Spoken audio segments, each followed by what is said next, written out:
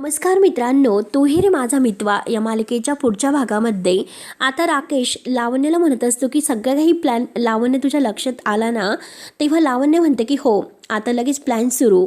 म्हणून लावण्य लगेच आता रूममध्ये येते आणि जो अर्णवने ड्रेस आणलेला आहे तो ड्रेस मात्र ती घेते आणि बॅगमध्ये भरून तो ड्रेस लगेच आता लपवणार असते. कारण आता ती बॅग ती फेकून देणार असते आणि त्यातमध्ये तो फोटोसुद्धा असतो. वल्लरीचा अगदी प्लॅन हा फ्लॉप होणार असतो. त्यानंतर मात्र आता ईश्वरी आणि अर्णव मात्र गणूबाप्पाच्या दर्शनासाठी गेलेले असतात आणि गणूबाप्पाच्या दर्शनासाठी गेलेल्या ईश्वरी आणि अर्णवला खूपच आनंद होत असतो.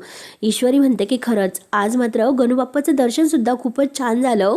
आणि तेवढ्यात आता ईश्वरी चालता चालता गप्पा करता करता तिचा पाय अचानक मुरगळतो. आता मात्र ती जोरात आई ग असे ओरडते.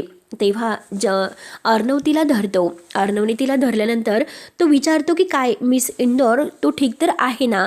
ईश्वरी म्हणते की अर्णव सर खूपच पाय दुखतो. तेव्हा आता अर्णव तिला म्हणतो की मी थोडासा मसाज करतो म्हणजे तुला बरं वाटेल.